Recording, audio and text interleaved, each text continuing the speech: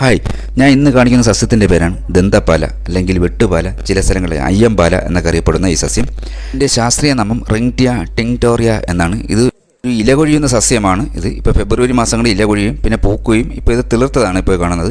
ഇതിന് 4 സൈഡും ഇതളുകളുള്ളതും നടുക്ക് അലികളോടുമുള്ള ഒരു പൂവാണ് ഇതിനുള്ളത്. വെളുത്ത പൂക്കളാണ് ഇതിനുള്ളത്. ഇതിൻ്റെ ഇലകളും തണ്ടും ഒക്കെ ഒടിച്ചു കഴിഞ്ഞാൽ ഇതിൽ നിന്നൊരു കറ വരും, വെളുത്ത പാല് വരും. അപ്പം ഇതിൽ ഒരുപാട് അമിനോ ആസിഡുകൾ അടങ്ങിയിട്ടുള്ളതും രാസവസ്തുക്കൾ അടങ്ങിയിട്ടുള്ള ഒരു സസ്യമാണിത്. അതുകൊണ്ട് തന്നെ ഇലകൾ നമ്മൾ വായ്ക്കകത്തിട്ട് നമ്മൾ ചവയ്ക്കുകയാണെങ്കിൽ ഭയങ്കരമായ തീക്ഷ്ണമായ എരിവുണ്ടാകും. അത് അത്രയും തീക്ഷ്ണമായ എരിവുള്ള ഒരു സസ്യമാണ് ഈ ദന്തപാല എന്ന് പറയുന്നത്. അതുകൊണ്ട് തന്നെ നമ്മളിത് ഒരിക്കലും ചവച്ചിറക്കരുത് ഇതിൻ്റെ ഇലകൾ. അപ്പോൾ ഇതാണ് ഇതിൻ്റെ പൂവും ഇതിൻ്റെ ഇലകളും. ഇതിൻ്റെ 2 വശത്തേക്ക് ഇങ്ങനെ വിന്യസിച്ചിരിക്കും ഇലകൾ.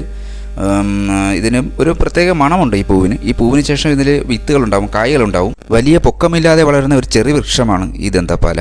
ഇത് ആയുർവേദത്തിൽ സോറിയാസിസ് പോലുള്ള ത്വക്ക് രോഗങ്ങൾക്ക് എണ്ണ കാച്ചാനാണ് ഉപയോഗിക്കുന്നത്.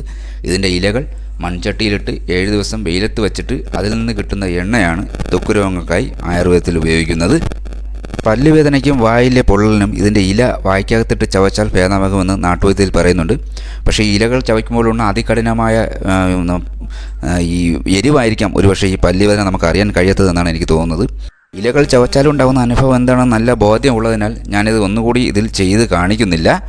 അപ്പോൾ ഈ കാണുന്ന വൃക്ഷം ഇതിപ്പോൾ എൻ്റെ കുടുംബ വീട്ടിലെ തൊടിയിൽ ഉള്ള ഒരു വൃക്ഷമാണ്. ഇതിലൊരു കായകളുണ്ട്. ഈ കായകളാണ് ഇതിൻ്റെ വിത്തായി മാറുന്നതും.